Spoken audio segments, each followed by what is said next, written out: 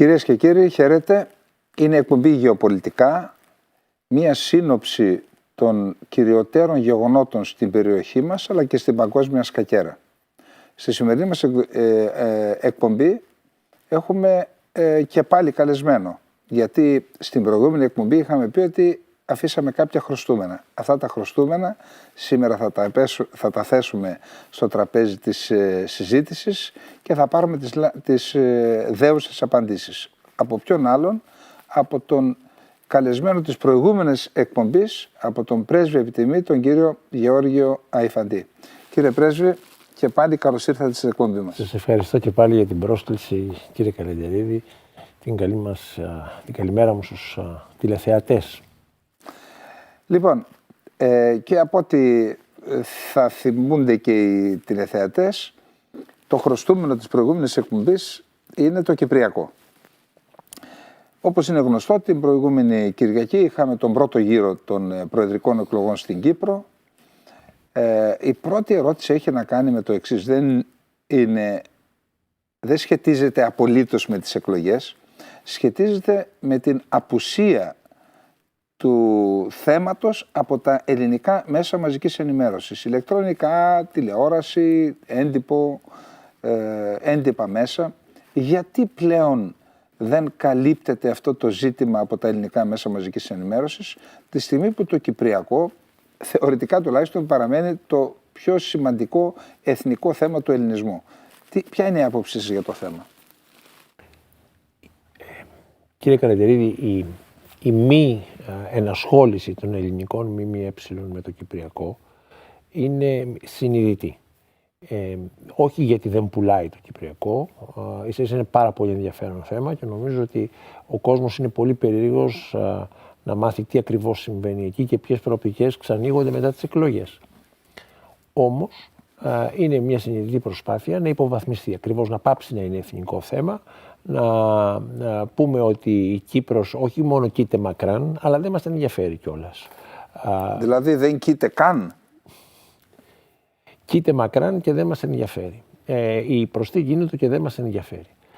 Αυτή είναι η συνειδητή προσπάθεια των μέσων μαζικής ενημέρωσης και είναι λυπηρό ότι αυτό συμβαίνει σε μια χώρα όπου ο Γιώργος Σεφέρης έχει γράψει κείμενα που σωματώνουν την καρδιά για την Κύπρο και στο πολιτικό του ημερολόγιο, αλλά και μέσα στην υπηρεσία του, όσοι είχαν την τύχη να εντρυφήσουν και τη διάθεση να εντρυφήσουν στα γραπτά του που υπάρχουν στο αρχείο του Υπουργείου Εξωτερικών, βλέπουν έναν άνθρωπο ο οποίος ήταν σαρκός της Ελλάδος, του αθηναϊκού κατεστημένου αν θέλετε, και ο οποίος ανυψώθηκε υπηρετώντας στην Κύπρο, πήρε κουράγιο για τη ζωή του υπηρετώντας εκεί. Η υπόθεση της Κύπρου γι' αυτόν κατέληξε να είναι το άπαν στην επαγγελματική του σταδιοδρομία. Δεν είχε γίνει ακόμη τότε η τουρκική εισβολή, ήταν η Αγγλοκρατία, ήταν το διάστημα που δεκαετία 52-56 και έκανε μια καταπληκτική δουλειά εκεί ο Σεφέρης. Και τα κρατά του Σεφέρη ήταν δημοφιλέστατα στην Ελλάδα. Εγώ, νεαρός φοιτητής, θυμάμαι ότι όλοι μου οι συμφοιτητές, ιδίως οι φοιτήτριες, διάβαζαν Σεφέρη, τα ποίηματά του, αυτά που έχει γράψει όταν υπηρετούσε στην Κύπρο, εμπνευσμένα από την υπόθεση της Κύπρου, από τον πολιτισμό της Κύπρου, από το πόσο η Κύπρος είναι απαραίτητη για την Ελλάδα. Αυτό είναι το ζουμί. Υπάρχει πιθανόν μια ερμηνεία, δηλαδή η πληγή του 1974, υπάρχει το ζήτημα ότι κατανάλωσε η Αθήνα τεράστιο διπλωματικό κεφάλαιο για αυτό το θέμα, δεν είχε ευτυχή κατάληξη και από ένα σημείο και μετά πιθανότατα η Αθήνα, το Εθνικό Κέντρο, να περάσει σε δεύτερη μοίρα το Κυπριακό, περνώντας σε δεύτερη μοίρα ή σε τρίτη μοίρα στα μέσα μαζικής ενημέρωσης. Σταδιακά έγινε, αν θέλετε, και από ευαισθητοποίηση της ελληνικής κοινής γνώμης για να φτάσουμε στο σήμερα. Όμως, ενώ πιθανόν να συνέβησαν αυτά που είπα, το Κυπριακό, η Κύπρος, είναι πλέον στο προσκήνιο του παγκοσμίου ενδιαφέροντος λόγω των εξελίξεων στο ενεργειακό τομέα. Η Ευρωπαϊκή Ένωση έχει ανάγκη πλέον από φυσικό αέριο για να απεξαρτηθεί από το ρωσικό φυσικό αέριο. Η πιο προσιτή πηγή και μάλιστα με ευρωπαϊκή ταυτότητα είναι το φυσικό αέριο της Κύπρου, του Ισραήλ και της Ελλάδας. Οι έρευνες νότια και νοτιοδυτικά της Κρήτης και στο Ιόνιο γίνονται γι' αυτό, εμπλέκονται δύο γίγαντες, παγκόσμιοι γίγαντες, δύο από τις 7 μεγάλες αδερφές, δηλαδή η Chevron και η ExxonMobil, αμερικανικών συμφερόντων. Άρα από τη στιγμή που η Κύπρος θα παίξει ένα σημαντικό ρόλο. Προσφάτως είχαμε την προσπάθεια αναβίωσης και του EastMed με δήλωση και του Υπουργού Εξωτερικών της Κύπρου, του Ισραήλ, αλλά και του ιδίου του Νετανιάχου. Άρα EastMed, ένας αγωγός που πέραν του οικονομικού έχει τεράστιο γεωπολιτικό ενδιαφέρον για τον ελληνισμό. EastMed, υπάρχει η συνεργασία 3-1, δηλαδή Ελλάδα, Κύπρος, Ισραήλ, συν Ηνωμένες Πολιτείες της Αμερικής. Υπάρχει ο νόμος EastMed PAC των Ηνωμένων Πολιτείων της Αμερικής. Άρα, που σημαίνει ότι έχουμε ξανά επιστροφή των ΗΠΑ στην Ανατολική Μεσόγειο με τεράστιο ενδιαφέρον. Σε αυτήν όλη την ιστορία που έχει πολύ μεγάλη σημασία για την Ελλάδα, κρίκος σημαντικός είναι η Κύπρος, η Κυπριακή Δημοκρατία. Πώς ερμηνεύεται, τουλάχιστον τώρα, να μην ασχολείται κανείς και να μην αφιερώνει σχεδόν, να μην υπάρχουν αφιερώματα για το πού πάει η Κύπρος? Αλήθεια, μια που φτάσαμε εδώ, πού πιστεύετε ότι πάει η Κύπρος με αφορμή τα αποτελέσματα του πρώτου γύρου και τα δύο πρόσωπα που θα διεκδικήσουν τη θέση του επόμενου Προέδρου Δημοκρατίας της Κύπρου? Πριν απαντήσω στο ερώτημα, να επιτρέψτε μου να παρατηρήσω ότι είναι πολύ σωστή η ανάλυση σας για τη σημασία της Κύπρου. Για τη σημασία της Κύπρου για την Ελλάδα, τελικά, για την Ευρωπαϊκή Ένωση. Πριν όμως με ρωτήσατε για τα ΜΜΕ, γιατί τα ελληνικά μέσα μαζικής ενημέρωσης δεν ασχολούνται. Θέλω να κλείσω αυτή τη συζήτηση λέγοντάς σας ότι η εισαγωγή ενέργειας στην Ελλάδα δεν τους αρέσει καθόλου όλη αυτή η ιστορία Κύπρου, Ισραήλ, Ελλάδας ως παρόχων ενέργειας στην Ευρωπαϊκή Ένωση. Δηλαδή κάποια συμφέροντα θίγονται εάν υλοποιηθεί αυτό το σχέδιο που προανέφερα. Εισαγωγής ενέργειας. Ναι.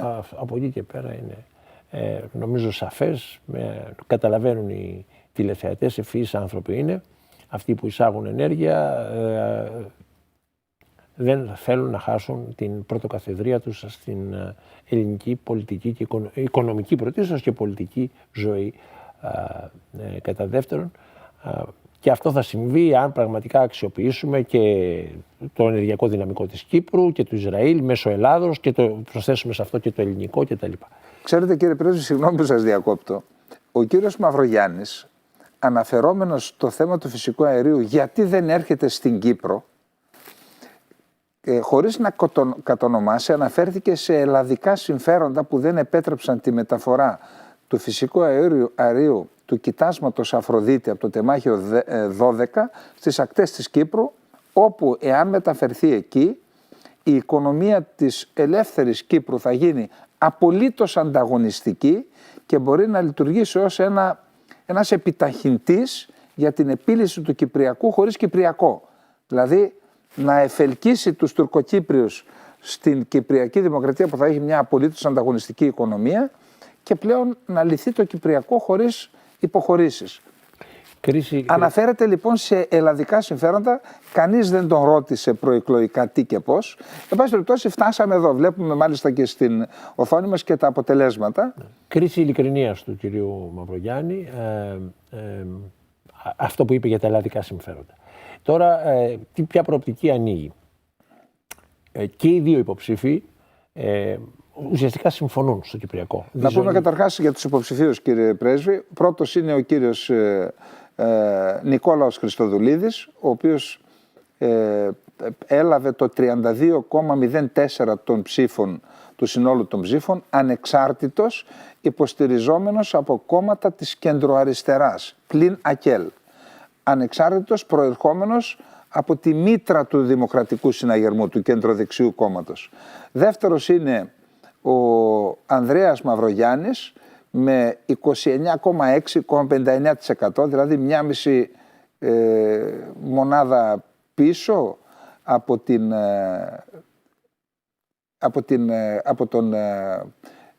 πρώτο, από τον κύριο Χριστοδουλίδη, και τρίτος, ο μεγάλος ηττημένος, είναι ο Αβέροφ Νεοφύτου και ο Δημοκρατικός Συναγερμός.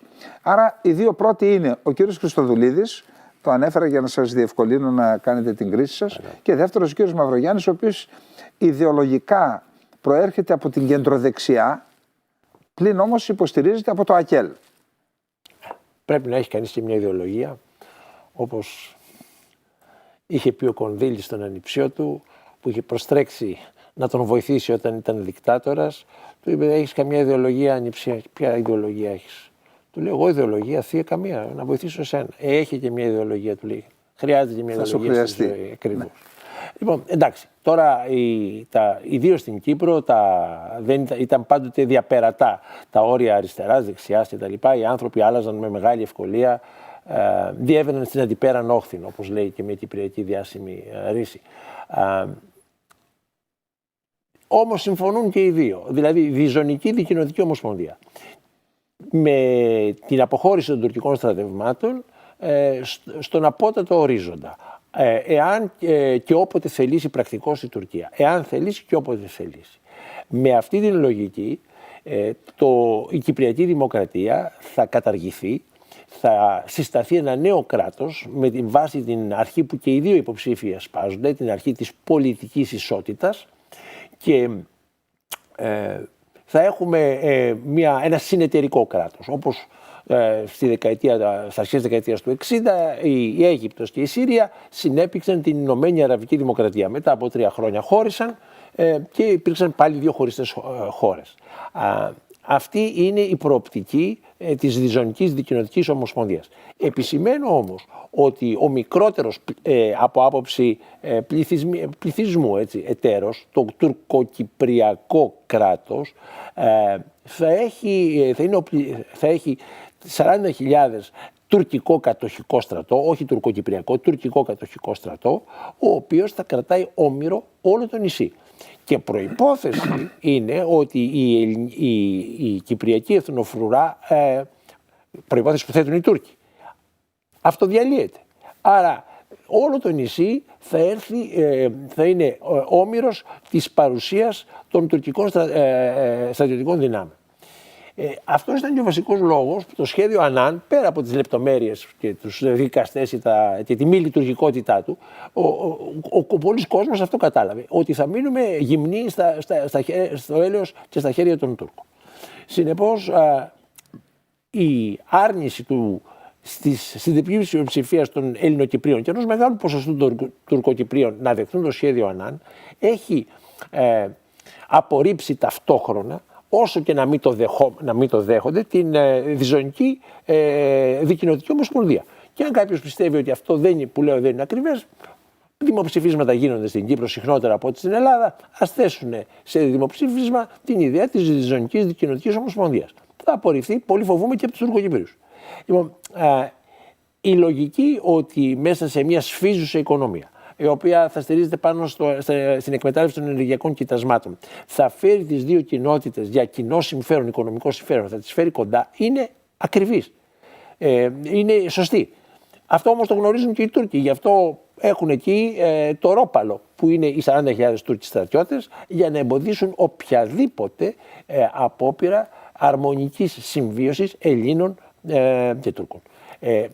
7-8 μήνες μετά τη σύσταση του νέου Κυπριακού κράτους, εάν ποτέ φτάναμε σε αυτό το σημείο, θα υπήρχε μια κρίση και θα είχαμε 2 ανεξάρτητα κράτη πάνω στο νησί.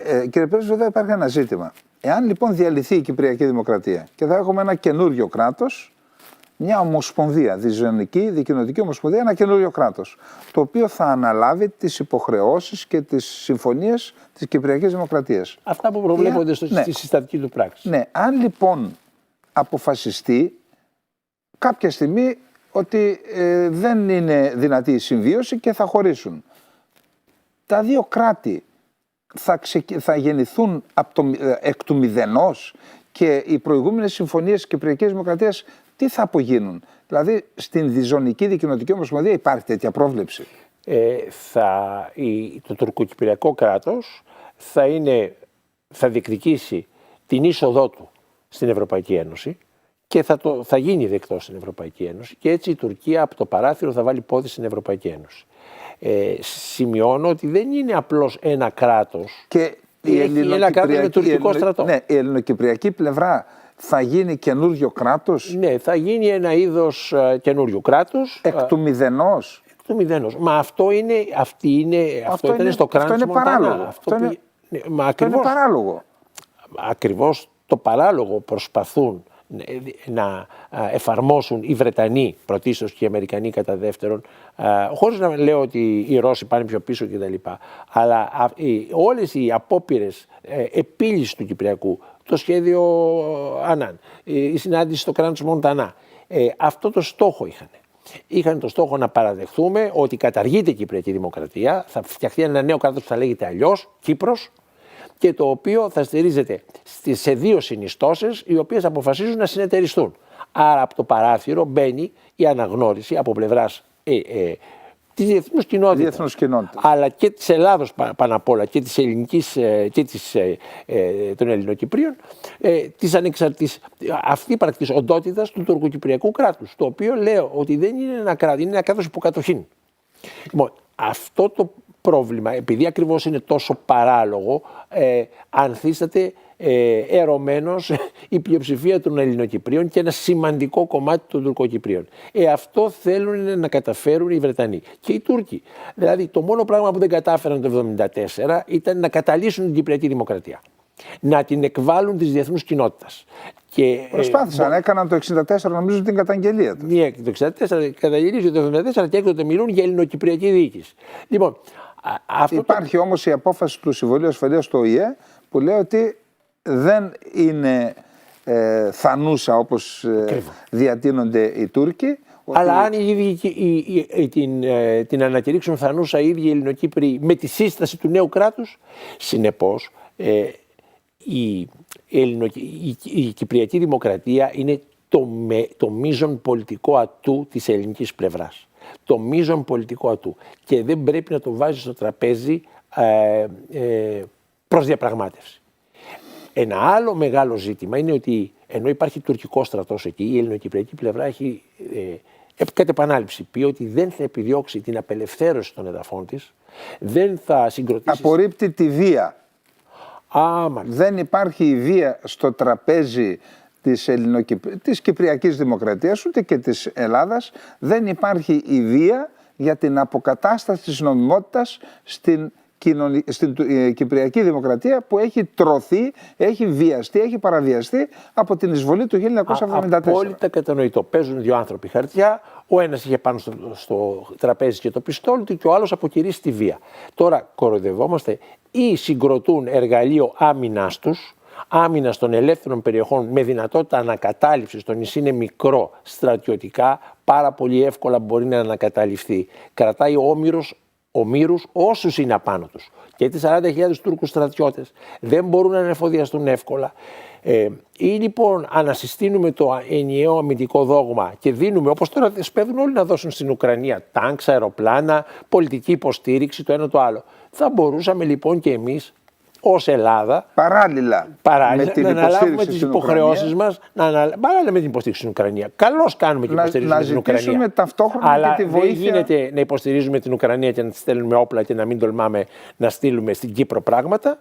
Έτσι. Συνεπώς, θέλω να πω ότι η λογική ότι αν χαθεί η Κύπρος είναι σαν να χάνεται ένα χωριό στην Αργεντινή από κατολής της Ιλάσπης, είναι τραγική. Αν χαθεί η Κύπρος, το έχει πει ο Σεφέρης, χάνεται και η Ελλάδα. Είναι το προκεχωρημένο φυλάκιο του ελληνισμού και αυτό που λέω δεν είναι η δικιά μου ιδεολειψία. Το γνωρίζουν οι πάντες στην Ελλάδα και όλοι αυτοί οι οποίοι προείστανται εκάστοτε των ελληνικών κυβερνήσεων. Για να προχωρήσει 10 χιλιόμετρα τουρκικός στρατός στην Κύπρο, πέρα από την πράσινη γραμμή, και να δούμε ποια κυβέρνηση στην Ελλάδα θα μείνει στη θέση της. Διότι αυτοί οι οποίοι θα βρεθούν απέναντι στις τουρκικές ερπίστριες και στις τουρκικές λόγχες δεν είναι Αργεντίνοι ηθαγενείς Ινδιάνοι, είναι Έλληνες. Χωρίς να μειώνω την αξία των ανθρώπων στην Αργεντινή. Αλλά θέλω να πω είναι Έλληνες, είναι όπως εμείς. Κύριε Πρέσβη, και από εμάς θα ζητάνε βοήθεια. Ως στρατιωτικός έχω να πω σε εσάς και στους τηλεθεατές ότι στα κατεχόμενα ο στρατός κατοχής και η δικιά τους εθνοφρουρά δεν έχουν γραμμή άμυνας. Είναι τόσο στενή η γη την οποία κατέχουν που δεν υπάρχει και τέτοια η μορφολογία του εδάφους που δεν μπορούν να έχουν γραμμή άμυνας. Τι σημαίνει αυτό? Ότι αν υπάρχει σε πολιτικό επίπεδο το δόγμα της απελευθέρωσης από την Αθήνα και από τη Λευκοσία και με βάση αυτό το δόγμα της απελευθέρωσης εξοπλιστεί η εθνική φρουρά και αναβιώσει και το ενιαίο αμυντικό δόγμα, αυτό στην ουσία βάζει το πιστόλι που είπατε πριν από λίγο, βάζει και στην άλλη πλευρά το πιστόλι πάνω στο τραπέζι. Και ίσως αυτός που θα βρίσκεται σε μειονεκτική θέση δεν θα είναι πλέον η ελληνική πλευρά επειδή ο αντίπαλος κατέχει έδαφος. Θα είναι η τουρκική και η τουρκοκυπριακή πλευρά. Διότι θα κινδυνεύει να βρεθεί στη θάλασσα ακριβώς επειδή δεν έχει γραμμή άμυνας και ακριβώς επειδή η Ελλάδα και η Κυπριακή Δημοκρατία θα έχουν συγκροτήσει το δόγμα της απελευθέρωσης, θα έχουν αποδεχτεί το δόγμα της απελευθέρωσης και με βάση αυτό θα γίνουν και τα επιχειρησιακά σχέδια. Εν πάση περιπτώσει, είναι ένα τεράστιο ζήτημα. Η Ελλάδα, θεωρώ, και η Κυπριακή Δημοκρατία έχουμε ευθύνες απέναντι στην ιστορία. Θα λογοδοτήσουμε στους επιγενόμενους για όσα συμβαίνουν και θα συμβούν στην Κύπρο και ας ελπίσουμε και η απόψηνή μας εκπομπή να βάλει ένα λιθαράκι, η σημερινή μας εκπομπή, ένα λιθαράκι προβληματισμού στην ελληνική κοινή γνώμη για αυτό το τεράστιο, το μείζον, το μεγαλύτερο εθνικό ζήτημα και ας μου επιτραπεί να περάσω, κύριε Πρέσβη, στο επόμενο θέμα. Το επόμενο θέμα είναι ο πόλεμος στην Ουκρανία. Ξέρετε, πριν από λίγες ημέρες, την ώρα που ο πρόεδρος της Ουκρανίας, ο κύριος Ζελένσκι, ταξίδεψε με αεροσκάφος της Βασιλικής Βρετανικής Αεροπορίας. Έχει τη σημειολογία του αυτό. Στο Λονδίνο. Εκείθεν στο Παρίσι και από το Παρίσι στις Βρυξέλλες, όπου προσπάθησε στο πλαίσιο ενός διπλωματικού μαραθωνίου να πείσει την Ευρώπη να παραχωρήσει μαχητικά αεροσκάφη στην Ουκρανία για να απελευθερώσει τη χώρα του ο κ. Ζελένσκι. Ενώ λοιπόν συνέβαιναν αυτά, την ίδια μέρα ο Σέιμουχ Χίρς, ένας βραβευμένος με Πούλιτζερ δημοσιογράφος Αμερικανός, αποκάλυπτε στην προσωπική του ιστοσελίδα και το αναδημοσίευε το Time, στηριζόμενος σε πληροφορίες που πήρε από στέλεχος της μυστικής υπηρεσίας των ΗΠΑ, αποκάλυπτε ότι οι ΗΠΑ βρίσκονται πίσω από την καταστροφή των αγωγών Nord Stream 1, Nord Stream 2. Νομίζω ότι είναι τεράστιο ζήτημα. Εκτιμώ, αν και ο σεισμός είναι αυτό που απασχολεί τη διεθνή κοινότητα, εκτιμώ ότι το θέμα αυτό θα απασχολήσει τη διεθνή κοινή γνώμη τις επόμενες ημέρες. Λοιπόν, άρα στη σκιά αυτής της αποκάλυψης έχουμε τον Ζελένσκι στην Ευρώπη. Κατά την άποψή σας, τι σημαίνει αυτή η επίσκεψη και πώς θα επηρεάσει την πορεία του πολέμου, το ενδεχόμενο οι χώρες της Ευρώπης να χορηγήσουν μαχητικά αεροσκάφη στην Ουκρανία? Η πρόταση Ζελένσκι είναι απλή. Λέει ότι εμείς βάζουμε το αίμα, δώστε μας τα όπλα. Και δεν ζητάει όπλα μόνο για να αμυνθεί. Προφανώς θα αμυνθεί όταν τα πάρει, θα είναι πολύ πιο δύσκολο να χάσει με αυτά τα όπλα, αλλά τα όπλα αυτά είναι για να υποχρεώσει σε μια στρατηγική ήττα τη Ρωσία. Αυτή τη στιγμή, όποιος κοιτάξει στο χάρτη, θα διακρίνει πολλές ομοιότητες με την κατάσταση που υπήρχε το 1920 στη Ρωσία, όταν οι λευκοί στρατοί, Ντενίκιν στον Νότο, στην Κριμαία κτλ., στον Αρχάγγελο απάνω, Βρετανικό και Στατιστικό Σώμα, οι Τσέχικοι Λεγιώνα, έτσι 4-5 δυτικοί στρατοί ήσαν στο έδαφος της Ρωσίας. το μέγα... Της Ουκρανίας. Της Σοβιετικής Ένωσης τότε. Ναι. Και το μέγα επίτευγμα της Σοβιετικής Ένωσης ήταν ότι έναν αυτούς τους πέταξε και συνέπηξε την Ένωση Σοβιετικών Σοσιαλιστικών Δημοκρατιών, η οποία άντεξε 70 χρόνια, κατέρευσε. Κατέρευσε για οικονομικούς λόγους και οι Δυτικοί έχουν επανέλθει στην αρχική στρατηγική. Δεν θέλουν η Ρωσία να αποκτήσει ή να διατηρήσει αυτό τον συμπαγή χαρακτήρα, θέλουν τις πλουτοπαραγωγικές πηγές της Ρωσίας, θέλουν την αγορά της και δεν θέλουν την αυτεξουσιότητά της. Όμως την ευκαιρία της την προσέφερε στο πιάτο η Ρωσία. Την προσέφερε στο πιάτο με την εισβολή. Με την εισβολή. Η οποία εκτός των άλλων ήταν και κακά εκτελεσμένη. Συνεπώς είναι ένα άγριο ζώο η Ρωσία, μπορούμε να το παρομοιάσουμε, αρκούδας τη λένε. Συμπαθώ πάρα πολύ τις αρκούδες, όχι ιδιαίτερα τη Ρωσία, αλλά τις αρκούδες. Είναι πιασμένη με το να της πόδι στο δόκανο. Είναι ιδανική ευκαιρία για τους Δυτικούς να την τελειώσουν. Και ο κύριος Ζελένσκι αυτός τους λέει, εγώ, για αυτή τη δουλειά εγώ. Έχετε άρματα Challenger, θα τα προστατεύσετε σε λίγο, έχετε 100 ταϊφούν, τα οποία μάλλον δεν έχετε δυνατότητα να τα συντηρείτε, δώστε τα σε μένα και εγώ θα ματώσω μέχρι θανάτου τους Ρώσους. Δεν βλέπω από την πλευρά της Ρωσίας να έχει συναγερθεί η ρωσική κοινωνία και να καταλαβαίνει τον κίνδυνο στον οποίο η πολιτική του Προέδρου της την έχει βάλει. Ο κίνδυνος βαίνει πολύ πέραν για τους Ρώσους, νομίζω θα το συνειδητοποιήσουν κάποια στιγμή, από το αν θα είναι ο Πούτιν ή ο ένας ή ο άλλος επικεφαλής της. Ο κίνδυνος αφορά την αυτεξουσιότητα του ρωσικού έθνους. Αυτά που λέω μπορεί να μου πούν ότι είμαι ρωσόφιλος. Λέω δεν είμαι ρωσόφιλος, λέω ποιον κίνδυνο διατρέχει το ρωσικό έθνος. Εγώ το ρωσικό έθνος το σέβομαι, το υπολείπω, μα είμαι Έλληνας. Απλώς παρατηρώ ότι αυτό το πρόβλημα έχει. Όπως λοιπόν οι Μπολσεβίκοι κατάφεραν και έπεισαν το ρωσικό λαό ότι αυτοί μπορούν να αποκρούσουν την ξένη επέμβαση, αυτό είναι το στίχημα τώρα της σημερινής ρωσικής ηγεσίας, η όποια την διαδεχθεί εάν υπάρξει διαδοχή. Κύριε Πρέσβη, κρατήστε τη σκέψη σας, να πάμε σε ένα μικρό διαφημιστικό διάλειμμα και επιστρέφοντας θα συνεχίσουμε ακριβώς από εκεί που σας σταμάτησα. Λοιπόν, λίγα λεπτά διάλειμμα και σε λίγο θα είμαστε και πάλι μαζί.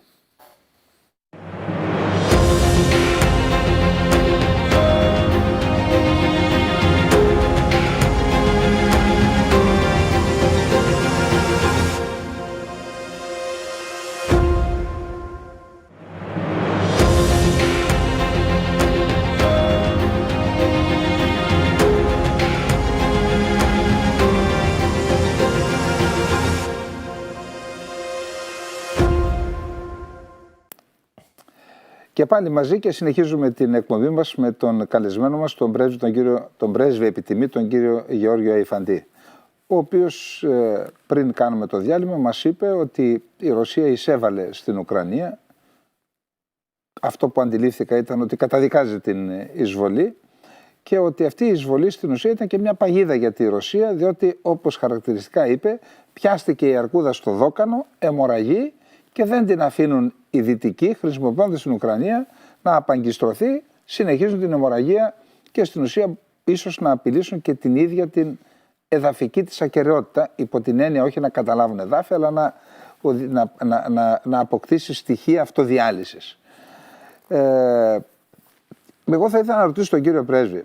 Κύριε Πρέσβη, είπατε ότι έχουν 100 Eurofighter οι Βρετανοί και είπαν να τα δώσουν. Είναι δυνατόν η Βρετανική πολεμική βασιλική αεροπορία να μείνει χωρίς μαχητικά 4ης, 5ης γενιάς, 4,5 γενιάς είναι? Δηλαδή, τι σημαίνει αυτό για την Ευρώπη? Διότι η Βρετανία δεν είναι στην Ευρωπαϊκή Ένωση. Το θέμα τέθηκε και στο Παρίσι, αλλά και στις Βρυξέλλες σε επίπεδο Ευρωπαϊκής Ένωσης. Τι σημαίνει λοιπόν αυτό για την Ευρώπη και για την Ευρωπαϊκή Ένωση να προμηθεύσει, να παραχωρήσει, να δώσει μαχητικά αεροσκάφη στην Ουκρανία? Κάπου διάβασα σήμερα ότι ο εκπρόσωπος του Κρεμλίνου, ο Δημήτρη Πεσκόφ, είπε ότι πλέον η διαχωριστική γραμμή μεταξύ της άμεσης και της έμεσης εμπλοκής αρχίζει και φεύγει από το τραπέζι και μιλάμε πλέον για άμεση εμπλοκή της Ευρώπης στον πόλεμο. Τι σημαίνει αυτό? Πού οδηγούμαστε πραγματικά και τι κινδύνους ενέχει μια τέτοια είδους εμπλοκή της Ευρώπης σε ένα πόλεμο με τη Ρωσία? Πιστεύω ότι ο κύριος Πεσκόφ ομολογεί ότι την κατάσταση στην οποία βρίσκεται η Ρωσία. Το πρόβλημα, γιατί ξαφνικά αποφάσισε η Γερμανία να δώσει άρματα μάχης που δεν τα έδινε μέχρι πρότινος, γιατί η Βρετανία πλειοδοτεί και λέει να στείλουμε τα Eurofighter κτλ. Να θυμίσω ότι πριν από λίγες μέρες ο Πρωθυπουργός επίσημα δήλωνε κατηγορηματικά δεν πρόκειται να δώσουμε. Κάτι έχει αλλάξει. Απλά για την ανάγκη της συζήτησης να πω και στους τηλεθεατές, εσείς είμαι σίγουρος ότι το γνωρίζετε, ότι αποκαλύφθηκε από δυτικούς διπλωμάτες ότι αυτή η τακτική της αλαμοποίησης της παραχώρησης οπλικών συστημάτων στην Ουκρανία, ξεκινώντας από Κράνη και Αλεξής Φεραγγιλέκα, για να φτάσουμε σε φορητά αντιαρματικά και αντιαεροπορικά. Στη συνέχεια να πάμε σε πυροβόλα υψηλής ακρίβειας, τα HIMARS. Να πάμε στη συνέχεια σε τεθωρακισμένα οχήματα μάχης, μετά σε άρματα μάχης και τώρα σε μαχητικά. Όλα αυτά είπαν δυτικοί συνάδελφοί σας ότι έγιναν στο πλαίσιο μιας στρατηγικής. Να δοκιμάζουν σε κάθε φάση τα αντανακλαστικά της ρωσικής πλευράς για να φτάσουμε πλέον στο μείζον, διότι το επόμενο βήμα είναι να δώσουν και πυρηνικά όπλα στην Ουκρανία. Αν δώσουν δηλαδή μαχητικά δεν έμεινε τίποτα άλλο. Τι σημαίνει αυτό όμως για την Ευρώπη? Το ότι φεύγει η διαχωριστική γραμμή της έμεσης και άμεσης εμπλοκής και πλέον στην ουσία πάμε σε έναν πόλεμο με τη Ρωσία. Τι σημαίνει αυτό? Οι δυτικές χώρες και ιδίως το Πεντάγωνο έκριναν ότι η Ρωσία έχει ένα μείζον πρόβλημα. Δεν έχει στρατηγική. Έχει υπεροπλία, αλλά δεν ξέρει τι να την κάνει. Τι πραγματικά θέλει πλέον η Ρωσία στην Ουκρανία? Να καταλάβει τον Ντονμπάς? Έχουν όλα εκείνα τα όπλα οι Ουκρανοί ήδη, με τα οποία είναι δώρον άδωρον. Ακόμη και αν καταληφθεί και το τελευταίο τετραγωνικό εκατοστό από τους Ρώσους της διοικητικής περιφέρειας του Λουγκάνσκ και του Ντονέτσκ, όλο το Ντονμπάς δηλαδή γίνει ρωσικό, μπορούν να τον βομβαρδίζουν με μεγάλη ακρίβεια και με καταστροφικά αποτελέσματα. Όπως έκαναν από το 2014. Ακριβώς. Συνεχώς. Συνεπώς, αυτός είναι στρατηγικός στόχος. Έχουν να καταλάβουν το Κίεβο και να αλλάξουν την κυβέρνηση. Δεν ξέρουν τι θέλουν. Κατάλαβαν λοιπόν οι Δυτικοί ότι το σχέδιο των Ρώσων είναι να καταλάβουν όλο τον Ντονμπάς, Ντονέτσκ και Λουγκάνσκ και μετά να πούν τώρα διαπραγμάτευση. Και αυτό ακριβώς τους στερούν. Δεν πρόκειται να τους δώσουν αυτήν την δυνατότητα να εμφανιστούν φίλοι ειρηνικοί αφού έχουν πάρει αυτό το οποίο μπορούν να καταπιούν μέχρι στιγμής. Και τους λένε ότι εδώ είναι ένας πόλεμος ο οποίος σας αφορά, ένας πόλεμος ο οποίος θα σας καταστρέψει, όπως από ένα μικρό τραύμα κάποιος χάνει πάρα πολύ αίμα, μια μαχαιριά στο πόδι, η μυριαία αρτηρία, μέσα σε μισή ώρα έχει πεθάνει. Αυτό ακριβώς προσπαθούν να κάνουν τώρα. Συνεπώς δίνουν στον Ζελένσκι τα όπλα εκείνα και εμπλέκονται άμεσα, όπως είπε ο Μπόρις Τζόνσον, τι να τα κάνουμε εδώ τα Eurofighter, σκουριάζουν. Τι να τα κάνουμε εδώ τα Challenger, ποιος απειλεί αυτή τη στιγμή τα νησιά της Μεγάλης Βρετανίας. Τα απειλούν με πυρηνικούς πυράβλους, αλλά τα Challenger και τα Eurofighter είναι άχρηστα μπροστά στους πυρηνικούς πυράβλους. Συνεπώς να τα δώσουμε εκεί που χρειάζονται, εκεί που μπορούν να πιάσουν τόπο, εκεί που μπορούν να καταστρέψουν τα ρωσικά άρματα. Συνεπώς οι Ρώσοι έχουν ένα πρόβλημα. Και εγώ δεν βλέπω στον ρωσικό πολιτικό και στρατιωτικό ορίζοντα ένα νέο του Χατσέφσκι, ας πούμε, έναν άνθρωπο ο οποίος βλέπει την τακτική κατάσταση και πάνω σε αυτή χτίζει μια στρατηγική για το τι θέλει η Ρωσία. Βλέπω μια σύγχυση, βλέπω ότι οι άνθρωποι δεν ξέρουν πια τι θέλουν. Κύριε Πρέσβη, εδώ μιλάμε. Και πώς μπορούν να το καταφέρουν. Εδώ μιλάμε για μια πυρηνική δύναμη, είναι η μεγαλύτερη πυρηνική δύναμη στον κόσμο, αλλά στο τέλος, μετά από τόσες αποτυχίες στα μέτωπα, κατέληξε να έχει τις πιο αξιόμαχες δυνάμεις, τους μισθοφόρους της Βάγνερ και τους Τσετσένους του Καντήροφ. Αυτό λέει πολλά πράγματα για την ίδια τη ρωσική κοινωνία, για το ίδιο το ρωσικό το κράτος. Η πυρηνική επιλογή πάντοτε την έχει η Ρωσία, αλλά είναι καλύτερα μια σφαίρα στο κεφάλι της. Διότι αν χρησιμοποιήσει πυρηνικά όπλα στην Ουκρανία, ουσιαστικά θα καταδικάσει σε θάνατο από τις συνέπειες της χρήσης του πυρηνικού όπλου τον ίδιο τον πληθυσμό. Είναι τέτοια η εγκύτητα. Να ρίξει τα πυρηνικά όπλα στη Βρετανία κτλ. Θα οδηγήσει σε άμεσο αντίκτυπο. Πάλι οι Βρετανοί θα απαντήσουν, οι Αμερικανοί θα απαντήσουν, θα πάμε σε πυρηνικό ολοκαύτωμα. Κανείς στη Ρωσία δεν είναι τόσο ανόητος που να πιστεύει ότι η λύση εδώ που έχουν έρθει τα πράγματα είναι η χρήση του πυρηνικού όπλου. Και στη Δύση το βλέπουν αυτό. Βλέπουν δηλαδή ότι ούτε η λύση είναι, ούτε οι Ρώσοι είναι ηλίθιοι να μην καταλαβαίνουν ότι η λύση δεν υπάρχουν απόψεις, ότι η λύση, ακούστε, υπάρχουν απόψεις για αυτό το θέμα που λένε ότι εάν το έχει ομολογήσει άλλωστε και ο Μετβέντεφ, ο οποίος είναι, θα έλεγα, ο κακός της ρωσικής παρέας, είπε ότι είναι ανόητο να περιμένει κανείς ότι μια πυρηνική δύναμη θα καθίσει να υποστεί μια σοβαρή ήττα, μια στρατηγική ήττα σε έναν τακτικό πόλεμο χωρίς να χρησιμοποιήσει τα πυρηνικά όπλα. Τότε γιατί τα έχουμε, λέει. Και υπάρχουν απόψεις που λένε ότι μπορεί να χρησιμοποιήσει ένα τακτικό πυρηνικό όπλο στη Δυτική Ουκρανία, που εκεί οι επιπτώσεις είτε στις ανατολικές περιοχές που κατοικούν Ρώσοι, είτε και στην ίδια τη Ρωσική Ομοσπονδία, θα είναι μικρότερες, ελάχιστες ή και καθόλου. Θα υπάρχουν φυσικά επιπτώσεις στις γειτονικές ευρωπαϊκές χώρες. Και εκεί δεν ξέρουμε πώς θα αντιδράσει το ΝΑΤΟ. Ο κύριος Μετβέντεφ θέλει ένα φροντιστήριο ιστορίας. Η πυρηνική δύναμη που λεγόταν οι Ηνωμένες Πολιτείες έχασε έναν πόλεμο στο Βιετνάμ, στην Ινδοκίνα, ο οποίος σύμφωνα με τη θεωρία του ντόμινο θα επέφερε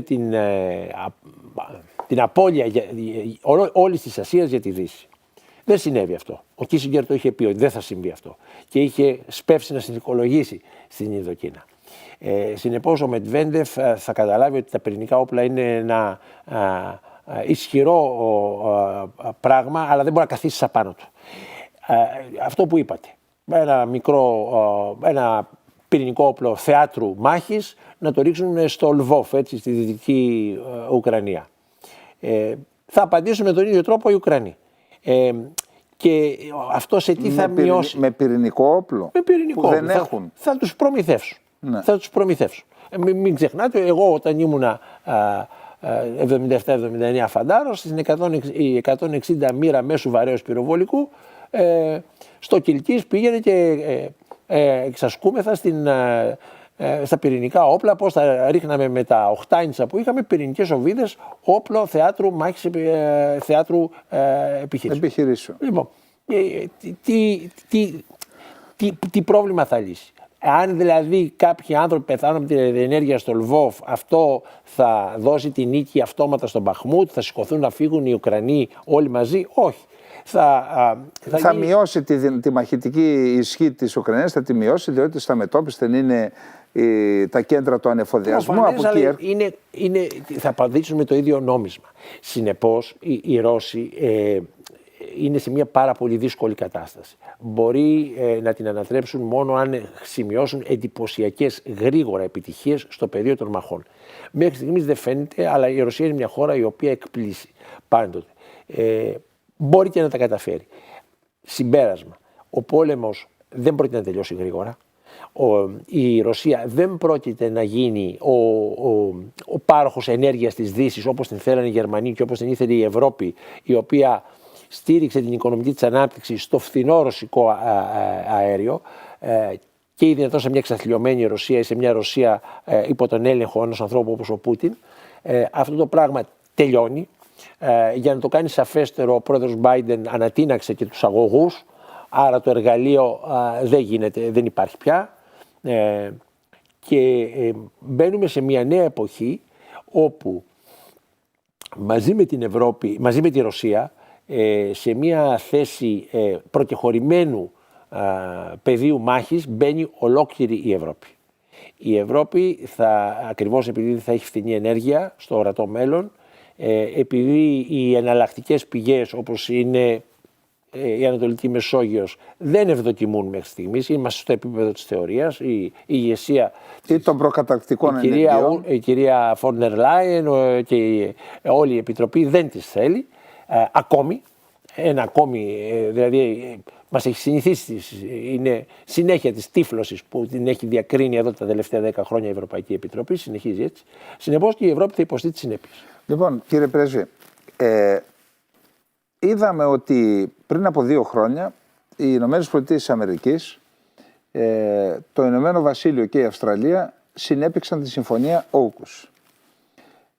Με δεδομένο ότι η Κίνα αποτελεί τη μείζωνα απειλή, τουλάχιστον για τους Αγγλοσάξονες. Και παρόλα αυτά, παρότι υπήρχαν όλα τα στοιχεία που όντως δείχνουν ότι η Κίνα είναι η μείζωνα απειλή, συνέχεια θα έρθω σε αυτό το θέμα, είδαμε να εμπλέκονται σε έναν πόλεμο με τη Ρωσία, παρότι η Ρωσία ήταν αυτή που εισέβαλε σε μια ξένη χώρα, παρόλα αυτά φαίνεται ότι υπάρχει μια στρατηγική εμπλοκή της Δύσης σε έναν πόλεμο με τη Ρωσία. Αυτό όμως έφερε κοντά, ανάγκασε τη Ρωσία να στραφεί και προς το Ιράν και προς την Κίνα, με τις οποίες ποτέ δεν είχε ειλικρινείς σχέσεις. Πάντα υπήρχε μια καχυποψία και με το Ιράν και με την Κίνα. Τώρα όμως η ανάγκη έφερε αυτές τις χώρες κοντά. Και αυτό τι σημαίνει? Αυτό σημαίνει ότι η Ρωσία έχει χρωστούμενα στην Κίνα, τα οποία χρωστούμενα σε περίπτωση που ανοίξει, σε περίπτωση μιας κρίσης μεταξύ των Αγγλοσαξώνων της Δύσης με την Κίνα, αυτά τα χρωστούμενα η Ρωσία θα υποχρεωθεί να τα δώσει. Δηλαδή να δώσει στήριξη. Άρα η αντιμετώπιση της Κίνας σε επόμενο χρόνο θα είναι πιο δύσκολη από ό,τι χωρίς έναν πόλεμο με την Ρωσία. Χωρίς αυτό τον πόλεμο που είναι σε εξέλιξη. Και γι' αυτό ίσως ο Κίσιγκερ πρόσφατα, σε πρόσφατη αναφορά του είπε ότι μετά τον πόλεμο πρέπει να ξανακερδίσουμε τη Ρωσία, να την κάνουμε να στραφεί προς την Ευρώπη, για να μην είναι απερίσπαστοι πλέον να αντιμετωπίσουν την Κίνα. Βλέπουμε λοιπόν το τελευταίο διάστημα μια σειρά από ενέργειες. Δεν ήταν το μπαλόνι μόνον που το έσκασαν και έπεσε στις ακτές της Νότιας Καρολίνα. Είναι και μια σειρά από άλλες ενέργειες και δηλώσεις ανωτάτων Αμερικανών αξιωματούχων που λένε ναι, η Κίνα είναι η μείζον απειλή. Να πούμε 2 λόγια μόνο για το μπαλόνι. Το μπαλόνι ξεκίνησε από την Αλάσκα, διέσχισε τον εναέριο χώρο της στρατόσφαιρα πάνω από τα 60.000 πόδια πάνω από την Αλάσκα, πέρασε όλον τον Καναδά, ήρθε στο Αϊντάχο, μια πολιτεία της βορειοδυτικής Αμερικής. Στη συνέχεια, όταν πέρασε στη Μοντάνα, το είδαν οι πολίτες, το έγραψαν τα μέσα μαζικής ενημέρωσης και τότε απασχόλησε το κράτος των ΗΠΑ, διότι έγινε θέμα πλέον, δημιούργησε ένα αίσθημα, προκάλεσε ένα αίσθημα ανασφάλειας στους Αμερικανούς πολίτες και επέλεξαν να το καταρρίψουν με έναν υπερηχητικό πύραυλο που εκτόξευσε ένα F-22, ένα μαχητικό, το καλύτερο που έχουν οι ΗΠΑ, στις ακτές, όταν είχε περάσει, φύγει από την ξερά, στις ακτές της Νότιας Καρολίνας. Αυτό προκάλεσε ένταση. Η Ουάσιγκτον δήλωσε ότι ο Υπουργός Άμυνας των ΗΠΑ ζήτησε να μιλήσει με τον ομόλογό του, τον Κινέζο, δεν του βγήκε στο τηλέφωνο και έχουμε ήδη μία ένταση. Έχουμε δηλώσεις από Αμερικανούς αξιωματούχους και αναφέρομαι και του Πενταγώνου που μιλούν και λένε ότι μέχρι το 2027 η Κίνα έχει δώσει εντολή, βασίζονται σε πληροφορίες της Υπηρεσίας Πληροφοριών της Αμερικής, να προετοιμαστούν οι ένοπλες δυνάμεις της Κίνας για μια εισβολή στην Ταϊβάν. Κάτι που θα προκαλέσει και την εμπλοκή των ΗΠΑ της Αμερικής.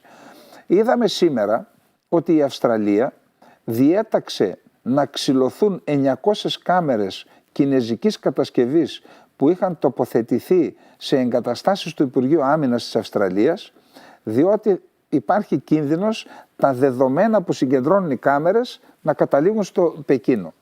Εδώ λοιπόν βλέπουμε ότι υπάρχει ήδη ένας υφέρπον πόλεμος σε εμπορικό επίπεδο, σε επίπεδο συλλογής πληροφοριών, όπως το κατασκοπευτικό μπαλόνι, όπως δηλώνουν οι ΗΠΑ, σε επίπεδο τεχνολογίας.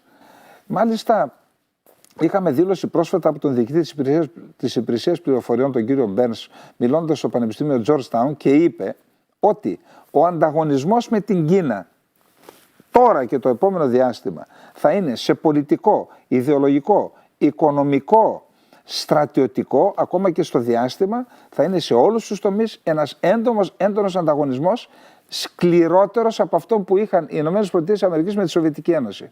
Εδώ λοιπόν πώς δημιουργήθηκε αυτή η κατάσταση τη στιγμή που μείζον απειλή είναι η Κίνα να έχουν εμπλακεί σε έναν πόλεμο με τον τρόπο που το έχουν κάνει η Δύση με τη Ρωσία? Πώς το ερμηνεύετε εσείς αυτό?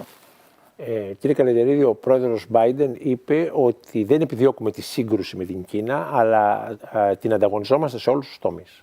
Επιστέγασμα όλων αυτών των δηλώσεων. Η αμερικανική πολιτική, γιατί δεν είναι σωστό να λέμε δυτική πολιτική, η αμερικανική πολιτική ως προς τη Ρωσία ήταν να δείξει, εκμεταλλευόμενοι οι Ηνωμένες Πολιτείες, εκμεταλλευόμενες τα λάθη της Ρωσίας, να δείξουν στην Κίνα τι την περιμένει αν κάνει και αυτή αντίστοιχο λάθος. Η Ρωσία ήταν το αδύναμο κομμάτι του κρίκου. Η οικονομία της δεν είχε την υγεία και την ρόμη της δεν είναι ευσταθής. Οικονομία. Εξαρτάται πιο πολύ από τις ενεργειακές. Ανθράκων κτλ. Η Ρωσία είναι πιασμένη στο δόκανο αυτή τη στιγμή. Και αν πετύχει το σχέδιο το αμερικανικό, η Ρωσία θα καταρρεύσει, θα κατακαιρματιστεί, θα γυρίσει στην εποχή του Γέλτσιν. Αυτός είναι ο στόχος της Δύσης. Αυτό θα τρομάξει αρκετά την Κίνα. Δεν θα έχει η Κίνα που να σταθεί αλλού. Οι Κινέζοι βέβαια θεωρούν τον εαυτό τους και τη χώρα τους το κέντρο του κόσμου. Γιατί ήσαν επί χιλιάδες χρόνια το κέντρο του κόσμου. Και του ανατολικού κόσμου, να πούμε. Ολόκληρου του κόσμου τότε. Ολόκληρου του κόσμου. Οι Κινέζοι θεωρούν ότι είναι το κέντρο του κόσμου. Έτσι. Και πιστεύουν ότι μπορούν να ανταγωνιστούν μόνοι εναντίον όλων, αρκεί να είναι καλά προετοιμασμένοι και την κατάλληλη βέβαια στιγμή. Ο ανταγωνισμός έχει ξεκινήσει. Δεν προβλέπω στο ορατό μέλλον έκρηξη. Η Κίνα μπορεί να επιτεθεί στην Ταϊβάν αν μπορεί να καταγάγει μια γρήγορη νίκη, αλλά δεν νομίζω ότι αυτός είναι ο στόχος της. Η Ταϊβάν κάποια στιγμή, εάν πετύχει η Κίνα να αντισταθεί στον ανταγωνισμό της Δύσης, μοιραία θα έρθει με το μοντέλο του Χονγκ Κονγκ κάτω από την επιρροή της. Το γνωρίζουν. Άρα δεν βλέπω να κάνουν το ίδιο λάθος που έκανε ο Πούτιν, να επιχειρήσουν να λύσουν ένα πολιτικό πρόβλημα, ότι υπάρχει και ένας κινεζικός πληθυσμός, ο οποίος δεν υπακούει στο εθνικό κέντρο, υπακούει στην Ουάσιγκτον, να επιχειρήσουν να το λύσουν με τον τρόπο που επιχείρησε ο Πούτιν να λύσει το ζήτημα της Ουκρανίας. Δηλαδή να πάνε να το κάνουν πιο έξυπνα, εννοείται. Να το κάνουν πιο έξυπνα, ματώνοντας τις ΗΠΑ εκεί που πονάνε, στην οικονομία. Και πραγματικά να εκμεταλλευτούν τα δυνατά του σημεία. Το δυνατό σημείο της Κίνας δεν είναι η ικανότητά της να κάνει αποβάσεις. Δεν είναι η πολεμική εξοπλισμή. Το δυνατό της σημείο είναι η οικονομία. Χρησιμοποιώντας αυτό. Και η τεχνολογία. Και η τεχνολογία. Θα παίξει σε αυτό το γήπεδο, βελτιώνοντας τις δυνατότητές της ταυτόχρονα και κάνοντας πολύ δύσκολο για τους Αμερικανούς να χρησιμοποιήσουν την δική τους πολεμική ανωτερότητα εναντίον της. Δηλαδή εννοείται ότι θα επιλέξουν άλλο πεδίο. Θα επιλέξουν και δεν θα δώσουν την ευκαιρία στις ΗΠΑ να συγκρουστούν μαζί τους εκεί που είναι ισχυρές οι ΗΠΑ. Ήδη ο αμερικανικός στόλος στον ειρηνικό δεν πλησιάζει τις ακτές της Κίνας, διότι του έχουν κάνει ένα killing ground, ένα χώρο άρνησης πρόσβασης οι Κινέζοι. Ήδη λοιπόν τους έχουν στείλει μακριά.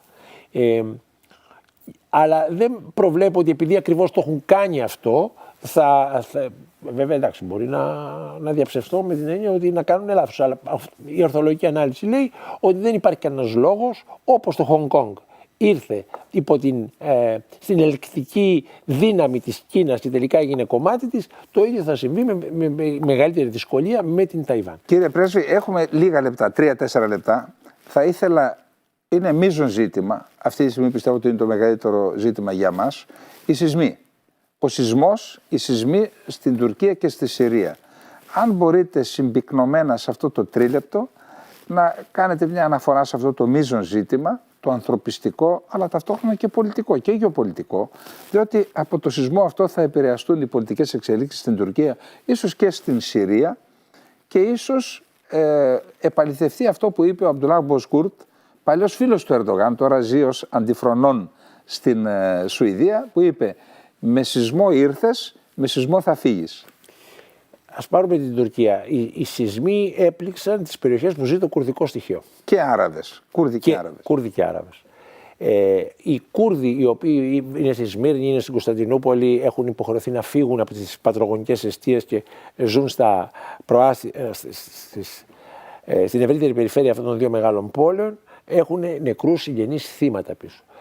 Αν ο Ερντογάν καταφέρει να το αντιμετωπίσει επιτυχώς, που δεν φαίνεται, κυρίως γιατί είναι τέτοια η έκταση της καταστροφής, τόσο η ένταση των σεισμών, πρόκειται για βιβλική καταστροφή. Εμείς στην Ελλάδα δεν το έχουμε συνειδητοποιήσει ακόμα, αλλά θα φανεί. Δεν πρόκειται λοιπόν για κάτι που αφού μαζέψουμε βγάλουμε τους απεγκλωβισμένους, θάψουμε τους νεκρούς και τα ερείπια, συνεχίζουμε σαν πριν. Δεν υπάρχει, έχει πληγεί κέρια η οικονομία αυτών των περιοχών. Και έχουμε τις εκλογές. Εάν οι εκλογές γίνουν και οι ψηφοφόροι δεν είναι ευτυχείς από τον τρόπο με τον οποίο το χειρίστηκε η κυβέρνηση θα εισπράξει την αποδοκιμασία τους και ο Ερντογάν θα πέσει. Συνεπώς είναι πολύ ισχυρό το σενάριο ότι ο Ερντογάν με κάποιο τρόπο δεν θα πάει στις εκλογές στις προθεσμίες που έχει αναγγείλει. Αυτό είναι μία...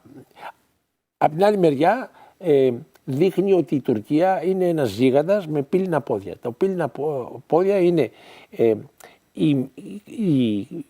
το χαμηλό βιωτικό επίπεδο που ζουν ένα μεγάλο κομμάτι του πληθυσμού της και μάλιστα οι πολίτες δεύτερης κατηγορίας. Οι Αλεβίτες, οι Κούρδοι, οι Άραβες, αυτοί οι άλλοι, γενικώς οι άλλοι. Λοιπόν, με τσιμεντόλιθους, οι πολυκατοικίες με τσιμεντόλιθους και πώς το λένε, τηλεόραση και τα λοιπά και με έναν καταναλωτισμό δεν γίνεσαι μεγάλη δύναμη. Λοιπόν, συνεπώς, αυτό δείχνει για τον Ερντογάν ότι η βασιλεία του, το μοντέλο πάνω το οποίο καλλιεργούσε και το οποίο είχε φτιάξει τα τελευταία 20 χρόνια δέχεται ένα χαστούκι από χέρι Θεού, θα πούν πάρα πολλοί. Ο ίδιος το είπε. Ναι, που πραγματικά βάζει ένα ζήτημα για το τι θα είναι η Τουρκία του αύριο. Λοιπόν, επειδή είπα ότι με σεισμό ήρθες, με σεισμό θα φύγεις, το 1999 όταν έγιναν οι σεισμοί τότε που είχαμε και τη διπλωματία των σεισμών, ο ίδιος ο Ερντογάν ήταν αυτός που έλεγε ότι επειδή η κυβέρνηση έλεγε είναι ένα φυσικό φαινόμενο, το έστειλε ο Θεός, έλεγε δεν είναι υπόθεση του Αλλάχ ο σεισμός, είναι υπόθεση ανθρωπίνων λαθών. Τώρα λοιπόν έρχεται και επαναλαμβάνει αυτά που έλεγαν οι προηγούμενοι. Εκμεταλλεύτηκε τότε τις δυσκολίες της τότε κυβέρνησης Ετσεβίτ να ανταπεξέλθει στις ανάγκες που προκλήθηκαν από το σεισμό και έγινε κυβέρνηση. Τώρα λοιπόν έχει υιοθετήσει τη ρητορική και ως γνήσιος μουσουλμάνος τη ρητορική του Ετσεβίτ και λέει είναι υπόθεση του Αλλάχ γιατί τι να κάνουμε, καντέρ λέει, η μοίρα μας είναι αυτή. Και όταν τον ρωτάνε και τον λένε μα ποια μοίρα, δηλαδή εντάξει ο σεισμός είναι ένα φυσικό φαινόμενο, είναι του Αλλάχ. Οι πολυκατοικίες των 24 ορόφων, χτισμένες χωρίς σίδερα και με σαθρά υλικά, που καταραίουν σαν χάρτινοι πύργοι, και είναι και αυτό υπόθεση του Αλλάχ. Και τότε λένε οι μουσουλμάνοι, γιατί μπλέκεται λέει τον Θεό λέει με τα επίγεια. Τι θέλω να πω, ότι στην ουσία θα πέσει θύμα ο Ερντογάν της δικής του ρητορικής του 1999 και κατά πάσα πιθανότητα, ξέρετε είναι εξαιρετικά δύσκολο, λένε ότι είναι πάνω από 50 δισεκατομμύρια οι ζημιές ή τα κεφάλαια που θα χρειαστεί για να λύσει τα προβλήματα που προκάλεσε ο σεισμός. Πέραν των ανθρωπίνων απολειών, των κοινωνικών προβλημάτων και όλα αυτά. Άρα είναι δύσκολο στο χρόνο που είναι υποχρεωμένος να κάνει τις εκλογές, δεν μπορεί να τις αναβάλει συνταγματικά, μπορεί να τις πάει τον Ιούνιο. Είναι δύσκολο, αν όχι αδύνατο, ο Ερντογάν να λύσει τα προβλήματα που έχει προκαλέσει ο σεισμός και να επανεκλεγεί. Φυσικά δεν είμαστε μάντις, δεν μπορούμε να προβλέψουμε τι ακριβώς θα γίνει, πάντως όλα τα στοιχεία δείχνουν ότι η βασιλεία Ερντογάν, όπως είπατε κύριε Πρέσβη, μάλλον φτάνει προς το τέλος της και η Ελλάδα θα πρέπει να είναι έτοιμη για την επόμενη μέρα. Με αυτά λοιπόν, με αυτά θα ήθελα να ευχαριστήσω για άλλη μια φορά που μας κάνατε την τιμή να είστε στο τραπέζι των γεωπολιτικών και της ναυτεμπορικής TV. Ήταν δική μου χαρά. Ήταν τιμή για μας, η γνώση σας, η πολυετής εμπειρία σας νομίζω ότι είναι χρήσιμες για στον δημόσιο διάλογο. Πιστεύω ότι θα σας προσκαλέσουμε και άλλες φορές στο μέλλον να ζητήσουμε τη βοήθειά σας και τις γνώσεις σας όταν προκύπτουν σημαντικά ζητήματα. Σας ευχαριστώ λοιπόν. Ευχαριστώ και τους τηλεθεατές και τις τηλεθεάτριες που ήταν μαζί μας. Μέχρι την επόμενη εβδομάδα να είστε όλες και όλοι καλά. Γεια σας.